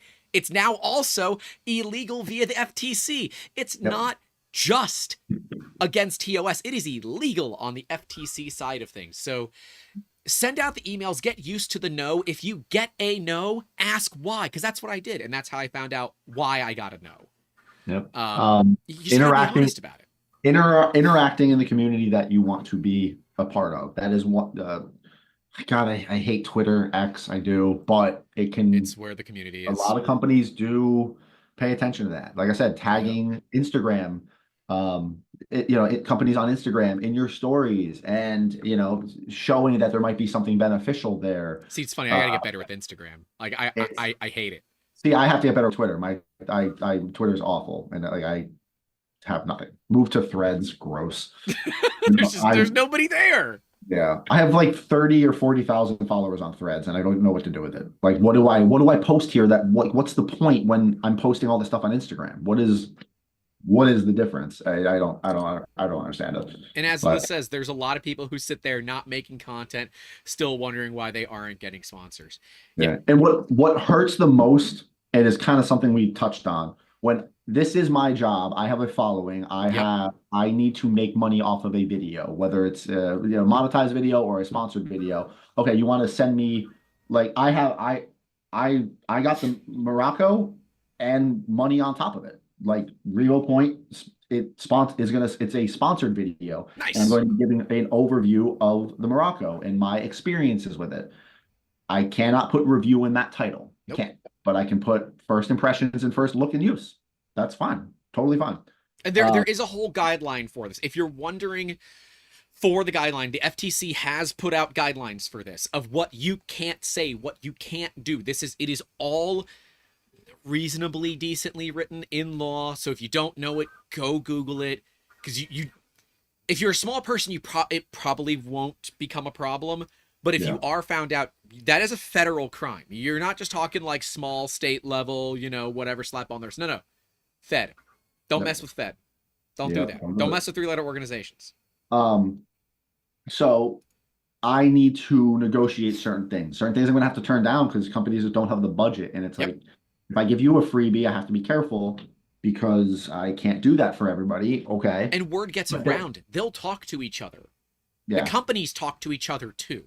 Yeah. Right. But I need that, right, for my livelihood. But Yep. then there are people who don't do this 9 to 5, where they have a channel on the side and they're like, oh, I just want I then they'll reach out to them They just want the and cool then tech. they'll say yes to it. Those people will say yes. Oh yeah, I'll gladly make this video for you for absolutely free, just the product. And that hurts the people who need to make a living off of it because they Yep. are it's the same in the cosplay space too. When if you're invited to a con, I think it is disgusting and still one of the most messed up things in the cosplay space when when cosplayers get invited to cons and have their own booths and they're not paid for that. Now, if the cosplayer, if your con is offering spaces, hey, you can buy a booth and come show your stuff here, that's fine. The con I paid to do that. But if I get an email, hey, we would love to feature you at this con, we would love to give you a booth and do this, there should be money on top of that. Because now you get to use me to advertise. My fans are now going to come to your con to Pay see ticket. me, get a ticket, have to Yep. go there. I am there working. I Yep. am there now 8 hours sitting in a booth doing whatever, working. Am That's I 8 hours saying, in front of people, right? That's not the 2 hours before, the 3 hours after, and yeah. yeah. So it's the same, but now smaller cosplayers, smaller content creators, they're just happy to get that email. And it's not their fault. It's just No. it's in the industry. It's, oh my God, like GalaxyCon invited me and I get a booth there. Oh, that's gonna be amazing. But then when I want to go to GalaxyCon, I that's 3 days out of my time to go, and I appreciate the invite, but I need some type of it needs to be worth it, right? Yep. Is the exposure of me just being there and shaking hands, is that going to be prosperous enough monetarily long term for me to go to that con, and lose 3 days of work just hanging out, meeting and greeting people? Yep. So it's a give and take of like, well, now it's unfeasible for me to go to these or go sit at a booth all day when what am I making out of this when I could be here working, filming, building something? Um, I had to go through a lot of negotiation. So Chitubox is flying me out to Formnext in Germany, Oh, that's cool. right? I couldn't get a Uh, sponsor. I wanted to go to Formnext. We've had a really hard time getting sponsors like that. I That's don't awesome. really know how it happened. I think I met one of their reps at Rapid and we just started talking and then emails flowed, but they're like, yeah, well, we'll fly you out. And I had to negotiate day rates with them because I'm like, I'm going to be in Germany, out of country, 3 days, more or less promoting you guys because I'm gonna obviously make a video or tag like, hey, Chitterbox is what did this. So there was day rates, there was half day rates for travel. It's like this needs to be worth it because this is gonna take a week out Plus of your my cost of production. travel and per diem. And yeah, Yep. So it is tough when you're a smaller creator. So like my I'm at this weird stage where I go to all the shows that I can, right? We go to Rocky Mountain, we go to East Coast Rep Now 3D Printopia. I wanted to go to Maker Faire Orange County. I go to Maker Faire Orlando. We're going to the Sanjay Mortimer Rep Fest in the UK. And yeah, so far we have not had anything to kind of cover all of it. Now, so last year, Printed Solid actually sponsored us financially, helped us get over there. That was huge, incredibly valuable, helped make that possible. We got a little bit from Rocky Mountain. We got some from East Coast Rep Festival last year. But it's like, yeah, we're a lot of times I take the risk of like, all right, I got to book everything now. mhm. If I can get a sponsor, great. If I can't, then hey, it's out of pocket. And we have to hope that the videos make up for it. They never do. But we have to Yeah. hope that the videos make up for it. But either way, to me, I still enjoy spending the time there. I would love to be able to get money for my time. And it's weird because so many creators don't do it that it becomes a Mhm. challenge to negotiate that if you're not negotiating from a place of power. And for the smaller creators, you're not negotiating in a place of power. You Yeah. often you can try to negotiate, You're- but if But they you're tell just great. You're just grateful to be in the conversation. right, And yeah, there's nothing wrong with like that's just how it is. That's the feeling you get from when you're starting out, you're growing. Oh my God, I'm getting offered this product or I got invited to this convention. It's like this is so cool. yep, And it has a knockoff effect people who need to do it as a living. And then you complain about it, right? And it's like, you have such a blessed, easy job. It's like, No, hold on, we worked hold our on, asses off to slow get to down, where we are. And slow don't down. get me wrong. Blessed, yes, blessed and fortunate, absolutely. But yeah, those videos don't make themselves. They don't. There was a lot of luck to getting where any big content creator is.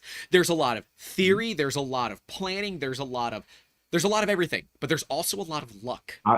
I know what my lucky catalyst was, and I know it to this day.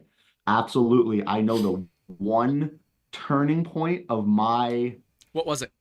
trajectory, whatever. I think I know what it is. It was a photo in my very first studio in England, and the suit was white. It was all primer white, and it was on the stand, and it was just kind of janky and shitty. And I posted that on Reddit. It is the one that I thought. Yes, it's the Reddit one. Do you know why that did so well? It got to the front That day page. on Reddit. You know why, and I know why.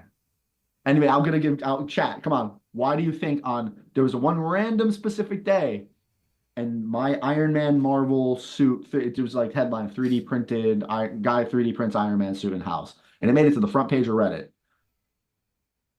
Anybody?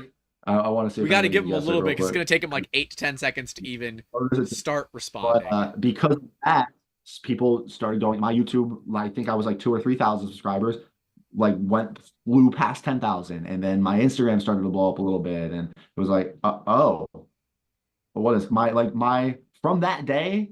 I have never turned Instagram and Reddit notifications on again. That was the end of it. End of it. Release of a Marvel movie? No, no, it wasn't a Marvel movie. It was Double Karma Day. Double karma Upvote day? karma it was a double point karma day. So people were more inclined to upvote cool posts because it would give them double karma. And it just timed it right where you get those first 100 couple upvotes and Reddit sees that. And then Boom. they push you out to It's more and over. more and more and more. Yep. And it was a double karma day. And that was the day I posted that suit for the first time. If I posted on any other day, could it still have happened? Maybe. Was it lucky that I didn't know. I didn't know. I was just posting on Reddit randomly. It was either Marvel, I think it was Marvel, 3D printing Marvel.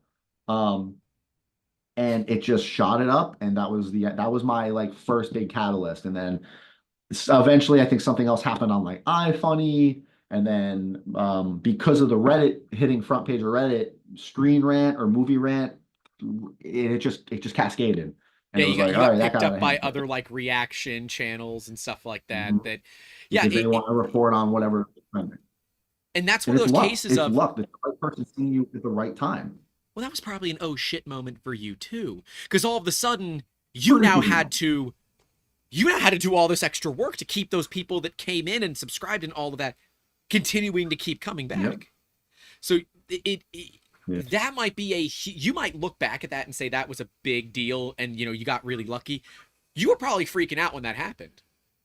I was working at Test Cell in England. I know where I was when that like overnight when that started blowing up because I was Mhm. working a night shift and like my phone literally just nody nody nody nody nody like what it was chaos. I was like, oh my God, this is and you have to acknowledge that, right? Like and now granted, I don't know anybody in the space who sits there and is like, yeah, I did this and like it was all me hard work. Like I don't know anybody who's that cocky, which is kind of nice. Yeah. Uh, it is. There is absolutely timing and luck. One of the biggest deterrents, one of the things that upset me the most, actually, when that whole thing was blowing up, and I think Screen Rant had released that article, somebody sent me a Facebook group on Instagram. They're like, hey man, they're talking about you in this Facebook group. And it was one of the Iron Man builders Facebook groups. And I joined it, and somebody had shared that article. And I think they had just said, like, hey, does anybody know this guy? He printed a suit. And there were quite a few people in the comments being like, why him? What the hell? Like I've done this or we did this or there were a lot of like jealous. Now, granted, there were a lot of old heads, the people who had been making suits for years out of fiberglass and EVA foam. So they had to put a lot more work into their suits, but they were gatekeeping it. They were really like, well, my suit took 2 years, so it's better. It's like, no, you spent more time on it. Could it be better? Yes. Did I find a quicker solution by printing it? Yes. And there were a lot of people in those comments who were like real mad or like posting, oh, like, oh, well, this person did it earlier and it's better, so they deserve it. And I went in and I was like, hey guys, I really appreciate this. This is really cool that you shared this. I'm grateful that my stuff was shared, and I know there are people who are better at it than me, But like I got to immediately see the negative side of it of like, oh, gotcha. All right, I gotta be careful about this because there are people who are not going to be happy that me or Emily or Kiara or Danny or Nick or whoever are getting exposure, getting shares, and people are seeing us when, yeah, there are 100 other people who are making suits. Yep. I'm only here, and I'll tell anybody that I'm not better at any of this than you guys. I've been doing it longer. I am 4 or 5 years ahead of you in skill. That's it. You put the same amount of time, you can get there. I'm just louder about it. I make videos about it. I share the stuff. I use social media for what social media is for. Hey, look at this thing I made. Anybody who ever gives you crap about like, well, you're just gloating or bragging, it's like, well, you have an Instagram too. You're posting stuff too. Oh, you used a hashtag. Why'd you use that hashtag? Because you want people to see your stuff. You want to show off. You're proud of it. So it's like, yeah, you can't glass house, man. But I got to first see like, oh, there are a lot of old heads in this hobby too who really, really don't like the change in 3D printing. Because yeah, they took 2 or 3 years just to make their suit fit them, and Yep. now I can scan myself and print a suit out with the machines I have now. I can print a suit in a week. Like, and you just spent 2 years doing it, Yep. I'd be upset too. There can be some bitterness in it. I understand that, but it's where you project it that matters. Like, oh man, like, damn, it sucks I had to spend all this time making that. And like, look at the tech now. Like, that's so crazy. But Yep. don't be mad at the person who's embracing that or using it. That's a big difference. And red. Wait, I'm supposed to be the one that gets ranty. Yeah, and you know what's funny? After about 4 or 5 years of dealing with those same people, not that they're watching this, but like no one knows who they are anymore. They're gone. Mhm. They got too loud, they burned too many bridges, and they faded into obscurity because they couldn't keep up. And like 3 or 4 names pop in my head, and it's like I haven't seen them in years because they don't matter anymore because they didn't embrace the change and they weren't playing nice with everybody. They directed it in the wrong areas, and it's like adapt or die, dude. Yep. You So have to. You that's have it. to adapt or die. And that goes for any of this. And it's unfortunate because I find myself to be less adaptable than I would like to be. Right? I'm very schedule based in a weird way. Like I always do these podcasts at roughly the same time at the same day every week. The Print Fix Friday, we have never missed a week. Ever. Ever. Never missed a week since we started it almost 3 years ago. But that consistency is kind of a big deal. Especially Very for important. smaller creators. You got to make sure you're consistent. Don't just you're not Demo Ranch. You're not. Look, Yeah. if you have over a certain amount of subscribers, even a bad video is still paying you quite well. When you're a smaller creator, you don't have that opportunity. If you're under 10K, you don't have that opportunity. Every Yeah. video that you do has to be good. You have to know what you're doing. You have to have a plan. And if you don't have a plan, it's going to take you longer to get to where you want to be. Have a You know what I plan. didn't? You know what I didn't believe? I don't remember who said it. It might have been Mr. Beast in a friggin' interview. I don't remember, but they were talking about you're gonna hate your first 200 videos, Yeah.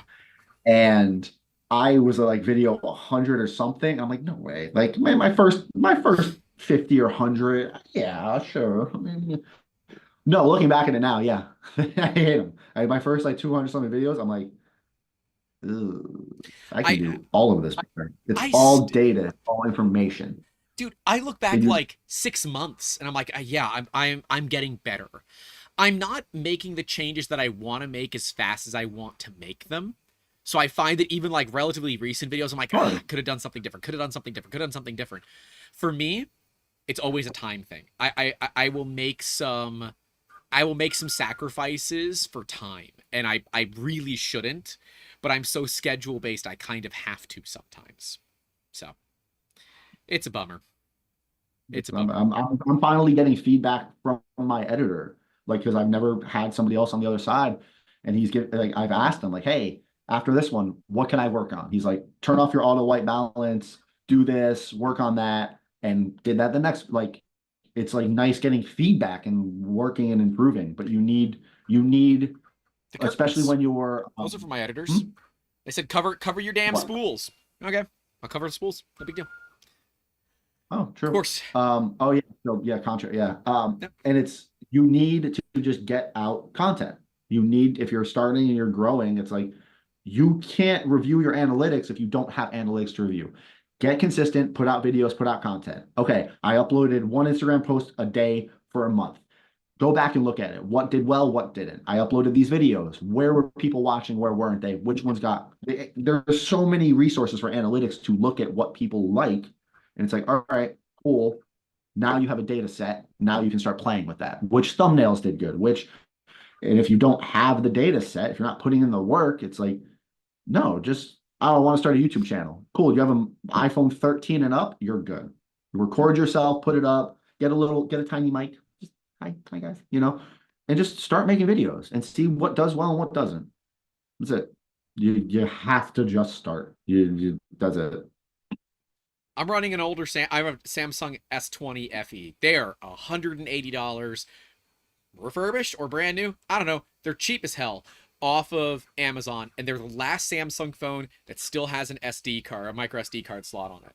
You can literally buy that phone, you put it into pro mode, you can then use Bluetooth for audio, you can plug in audio directly, and you're Oh, golden. Like, I can literally plug in one of my wireless mics, toss the wireless mic on my body, set that camera up somewhere else, and film in 4K 60. Is it gonna be as nice as a, 6700, 6600 from Sony? No. But it's not supposed to be. You don't have to spend $20,000, $30,000 to get into it. Now, don't get me wrong, you could easily spend 20 grand and completely forget about the fact that you spent 20 grand. yeah.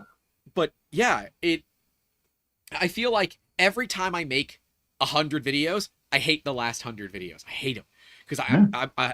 I'm going back. I'm looking at them. I'm looking at what's done well and what Mhm. hasn't. And so far, we haven't really figured it out, but that's okay. We have some plans. We're trialing out some new things. Just like we don't have ads on live streams because I don't want that interrupted experience. I'll put the ads on later on when the stream is over. But we found that that is so much better for user interaction. If I ask every now and then for a couple of bucks, we get it. And that always does better than what the stream itself will do in just ad revenue during the time frame. So it's a net positive for all parties involved. Like, Yeah. those are the little experiments. You're effectively testing very small business ideas over and over and over again.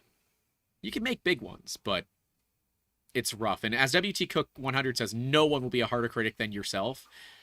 No, I disagree with that. My Discord server, they're rough. Yeah, it's called your YouTube comment section. Don't talk Oh, about well, no, critics. most of them are just jerks. Yeah. Most of the YouTube comments I could just hate. But no, our Discord server likes to make fun of me in loving ways. I'm fine with it overall. Overall. Um, Gingy says the amount of business concepts I learned from these streams is astounding. Well, let's bring one up that I saw earlier. Let me see if I can find their name. It was Naughty Shepherd, I believe, was asking if they're trying to start a 3D printing business, what should they make and sell? I have my answer. I'd love to know what your answer is, Frank. Or do you want me to go first so you can think about it? If you're trying to start a 3D printing business, why? Because you saw other people It's doing probably it? money. I mean, why else do you start a business other than money? Yeah, but why a 3D printing business? Are you already in 3D printing? Do you already know how to use the printers?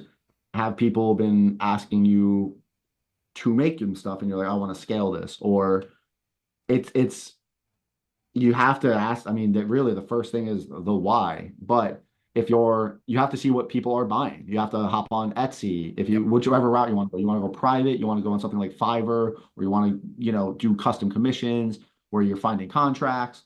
That's one direction to go. And then, you have a printer, or you can make this, you accept something, you get the money, buy a second printer, and you can scale from there. Or you can do something like Etsy, where you need to find something people want to buy or asking for.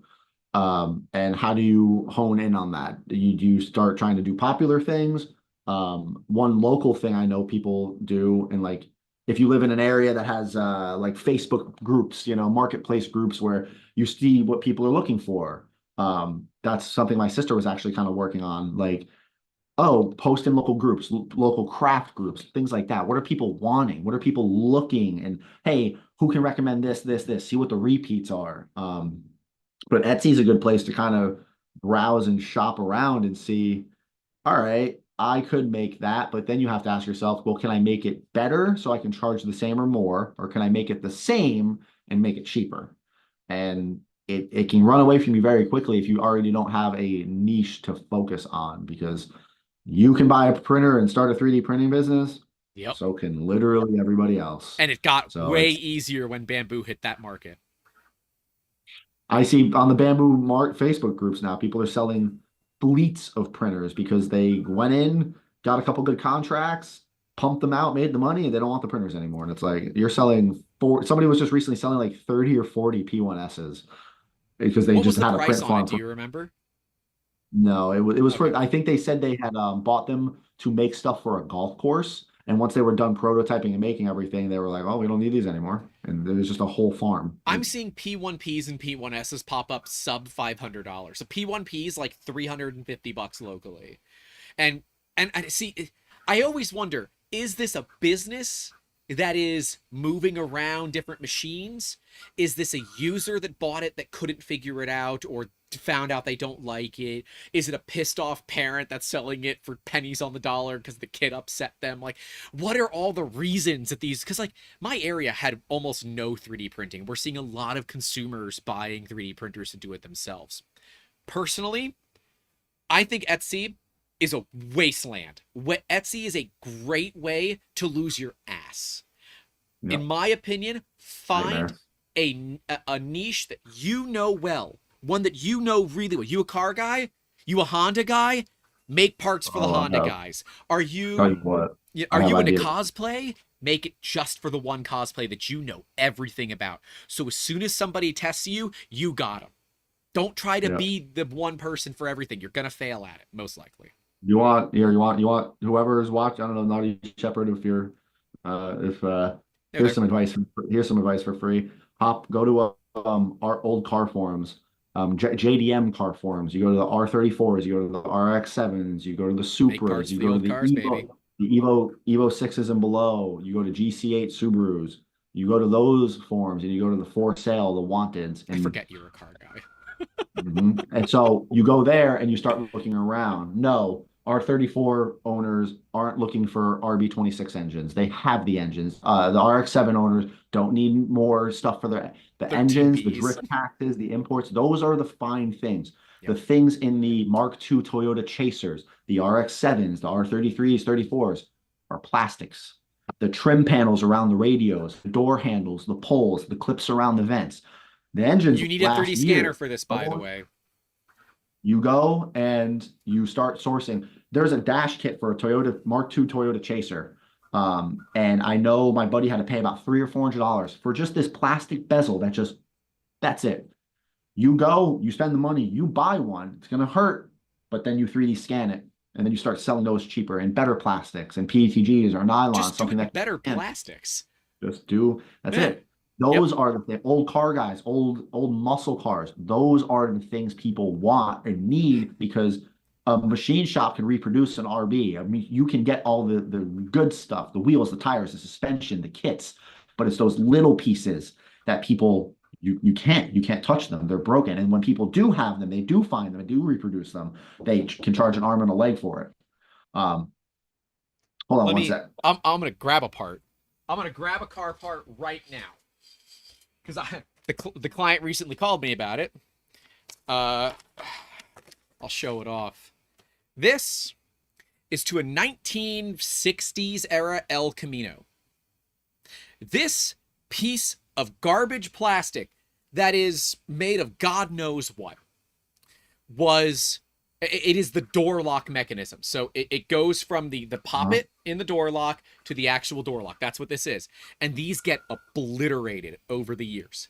Clearly, this is no longer made. We are reproducing this part for this client. But the fun thing is, it's all like damaged. We have come to realize that this damage is from crappy molding. We can reproduce this part, make it beautifully easy to 3D print. That makes it so much more affordable for the person. These don't exist anymore. This is like one of the few last non-broken ones in the world. Yeah. We make a fair bit of money making those parts. That's the type of stuff. And that doesn't just exist in the automotive field. I mean, that exists anywhere. Oh my God, pinball machines? Oh, yeah. Yep. Restoring old pinball machines? Stern. Just go to Stern's catalog. Wow. Those are the things you need to break into. Because yeah, trinkets and flexi rexis on Etsy, it's not going to do it because that's just a money play. That's just who can do it cheapest.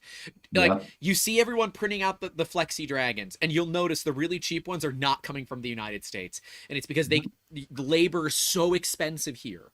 Stop and I know that you do some high volume stuff. I personally hate high volume. As a solopreneur, right? I'm the only one that's here running these machines. You can only do so much high volume before you are out. You're done. Yep. Right. The holidays are where I see big pushes for Rexies and trinkets and stuff. And you're probably pre-printing, pre-planning for this weeks or months in advance so that you can be ready when the orders come in. You should be doing that. But now that you have fast printers, it might not be that big of a deal. It's not right? Really it might not be that big of a deal. But yeah, fine. So don't try to go after the R33s and R34s if you don't know what an RB26 is. And if you don't know cars, either learn cars or don't go after that market. Because if you are clearly someone that isn't passionate about it, the car guys specifically can just they feel it, right? They feel it. I was out at dinner with a fan. I had a fan come in. They were going to Busch Gardens and Disney with their family. They wanted to go to dinner, so we met him. We met him for dinner, and we walk out. There's a beautiful R34 GT. His 4-door, wasn't the GTR, and I asked to guys, kids, what car is that? He said, oh, it's a Honda. I'm like, no, it's not a Honda. That's not a Honda. The engine costs as much as a Honda. The guy comes out, said, that's a beautiful 34. How long have you had it? He said, 2 months. Beautiful. It was built well, great built engine. Did a couple of revs before he took off. Yeah, I mean, it's a $180,000 car. So making a part for it that is a reproduction, that is a few $100s, it can still be a few $100s under what the real part will cost, and people will buy it. Because they're not that guy had green underglow and engine glow, that was all green. He doesn't particularly care from my perspective of being a purist. He wants to enjoy the car and have fun. But he doesn't want like his dash looking like crap. So if you can 3D print parts for it, you've got the money. Yeah. But yeah, find car guys that are friends of yours too. Go scan parts of their cars. The real problem is the CAD. Scan and then going to CAD with it sucks. Yeah. There's software to do it. It can give you a negative, at least, at the very most. It gives you a negative, yeah, which is often what you need. Didn't even know there was a 4-door version of the R34. Yep, and it is not a GTR. If you really want to pick somebody off, and they're not wrong for saying it, if you ever seen an Infiniti G37, or sorry, an Infiniti G35, those are Skylines. Those are actually technically Skylines. The G, because the Skyline and GTR line split. That's why it's the Nissan GTR. It's not the Nissan Skyline GTR. Is the R35 is. But Infiniti's Toyota, isn't it? Huh? No, Nissan. It's Nissan. I didn't know that. The Infiniti G30, the G series is the continuous in Japan. Infiniti doesn't exist. It's Good. Nissan. It shouldn't So you can exist. buy a Nissan G37 Skyline or G35 Skyline. Yep. They're But called people, Nissan Skylines over there, and they're the what we would have as the Infinity G37s. but those G series engines sound like crap. That's why, well, yeah, that's why the RB, well, Yeah. it's not an RB in the GTR, but that's a continuation. That's why they split the line. So We could because they go. killed the Skyline. Yeah, they killed the Skyline line. They brought it back, and they're like, oh, we're also going to release the new Nissan GTR, which is it's a whole other beast. But See, fun if fact. you're not having a conversation like this, probably not a car guy. So Yep. yeah, but if you live in the Midwest and you're not selling to farmers, what's wrong with you? They're good old boys. It's gonna take you a little bit to get in working with them, but as soon as you do, they are really loyal. Farmers tend to be Yep. incredibly loyal and don't care too much about price. They care more about solving the problem. I find businesses and clients Grant, that solve problems. can you check Discord chat?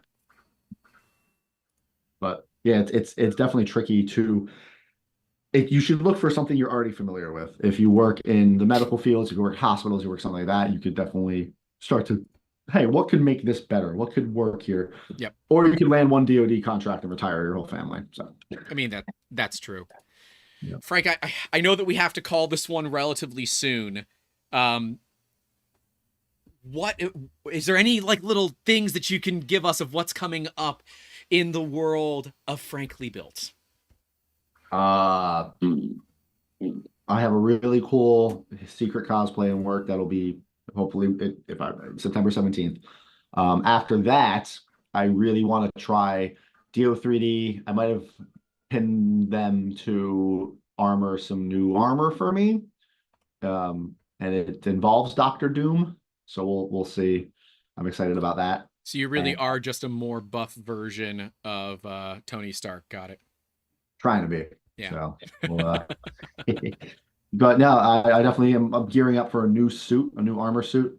And then yeah, we're kind of going back to the roots a little bit of the channel. So it'll be fun to kind of get back into a full length build. But now I am 5 years wiser in what to do. So it won't be it'll be I'm gearing up to make my ultimate like Iron Man suit. Like not the Doctor Doom suit, but after that I want to redo. I've talked about I want to remake my Mark 85, and it is like I want it to be the best Iron Man suit out there. Will it Like involve jet engines and flying?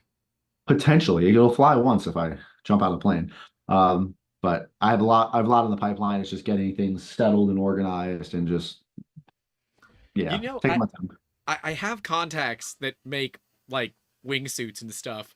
This is not too far from actually. I'm gonna be real clear. I know, I It'd be know, dope as hell. I know.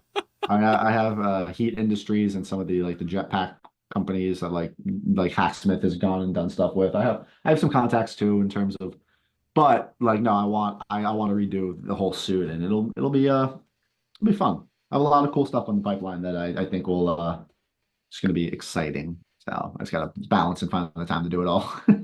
Yeah, that's life, man. It's always about finding time, which I don't Yes, want to sir. take too much of yours. Thank you so much for coming out, Frank.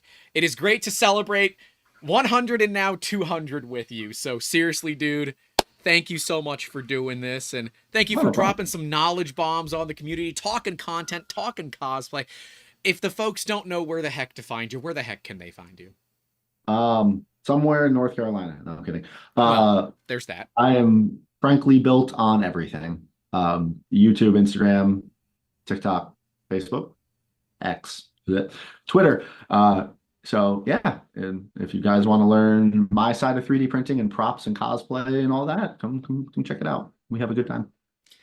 All right. Well, guys, stay after the Yeah, closer, because stay. then we're Don't gonna leave. well Don't leave. we're gonna be giving away some filament. Frank, how many spools should we give away? How many do you got? I mean, it takes a long time to give away spools of filament, so give me a number between like 1 and 7. I don't know. 5. You want to give away 5? All right, we'll give away Yeah, 5 episode spools. 200. Right? Yeah, for 200, we should give away at least 5. Yeah. Yeah. You know what? Why don't we do 10? Screw it. Do 10. Let's just do 10. Do 10. Yeah, 10's good. I like Stay for 10. 10 rolls of filament. Yeah. Yeah. See, thank Frank for that. See, he's on here twice. That means we got to do double the amount that we wanted. So we're gonna do 10 spools. Frank, Frank, again, seriously, thank you so much. We will connect a little bit later. I'll see about getting you some of that printed solid filament so you can try it out. Thank you. Absolutely, dude. Enjoy the rest of your day. Take care. Thanks, everybody. Bye. Oh, I gotta go to the single screen. Hold on. Nope. Live stream. That one. That has been episode 200 of the Making Awesome podcast, which is still technically not the right one. That's the right one. This has been episode 200 of the Making Awesome podcast. Thank you all so much for coming out. I love it. So let's do the real outro. It was awesome having Frank come on, talk about everything. But that is all we have for you all today. Stay safe out there. Don't forget to call your loved ones. And as always, keep making awesome. Have a good one. All right, now we can give away some filament. Who wants to win some filament? I will give you, I don't know, give you another minute to enter. It is in the pinned comment. Enter in the pinned comment. We will get you some filament. It is available to those in the continental United States. If you are outside the continental United States, we will send you a t-shirt totally for free. Because again, I don't think that your location should, depend on if you can win or not. So Frank was awesome. And then when we're done, we're going to be sending you guys to go hang out with Mr. Steve Build. So stay here hanging out. I'm going to close it real soon. I don't know. Another 10 seconds. And then we're going to go ahead and give away some filament. Frank was awesome. It's great to have him come out. Oh, I love it. All right, closing entries. There's literally only 38 responses. You have a 1 in 3 chance of winning filament. I want to be clear on that. You have a almost 1 in 4. A 1 in 4 chance of winning filament. So let's hope you all can do math. It is every time. Doing math is apparently tough. Today is the 18th, so I got to pull all the respondents from today. We're going to spin 10 names here. Shuffle them up a little bit. You got to be in the chat to win.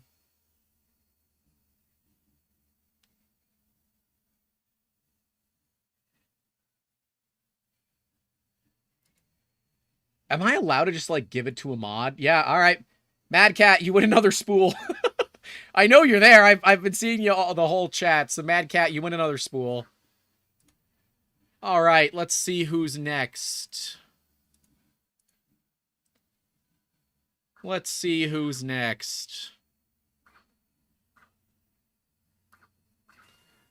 like that one. Did they do the math? They did. Is BLD Designs in the chat? If they are, let me know, and we'll change you over to green. Mad Cat, you won earlier. You won last month. BLD Designs. If you are there, someone let me know if they're there. I'm gonna keep spinning.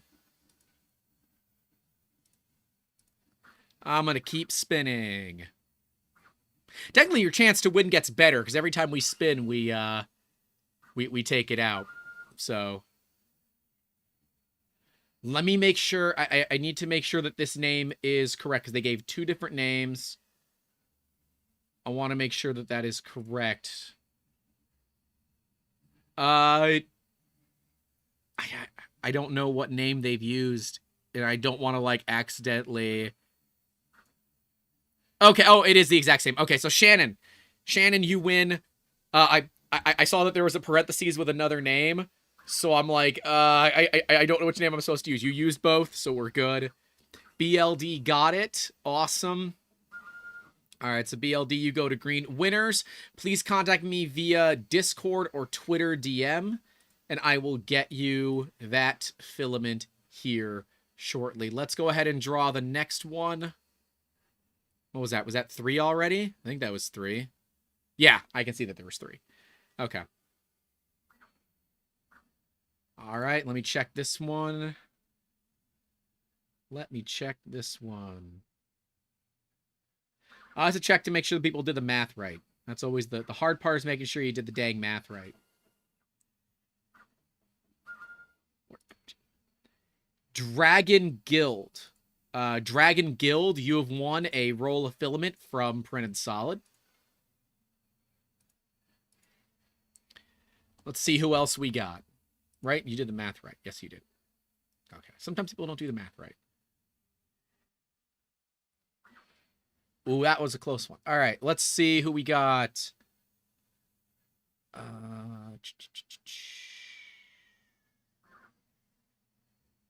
Where are they? Where are they? It's always fun trying to find the names. Got them. And we got it. Okay, so OSRX Butcher. You win a roll of filament from Printed Solid. Let's see.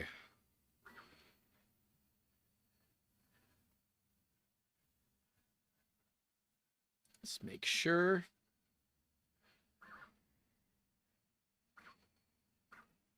Who else we got? Karen! Hey! Karen wins. I think Karen's in the chat. We'll see. If not, get him when we can. Get him when we can. That is 6. We have 4 more to go.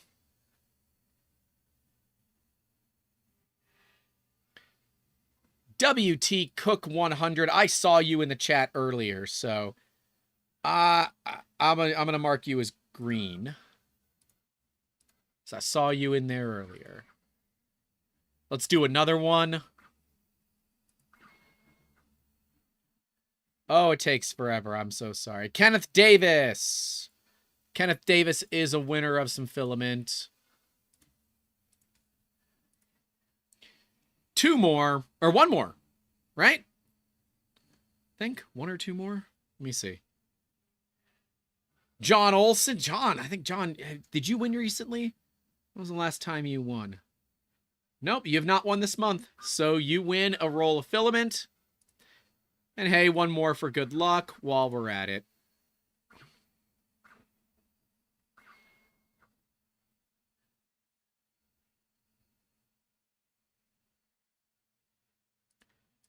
And let's see if they're in there. That's not the right tab. Grant, go to the right tab. FPV Ninja. You win a spool of filament too. All right. Those are my spools. Let me see. We got Kenneth Davis. Got it. And guys, just email. Just hit me up. Twitter or Discord. Y'all know how to reach me. But thank you all so much for coming out, hanging out, enjoying. This is episode 200. That's a big one. Big move. Seriously, thank you all. That's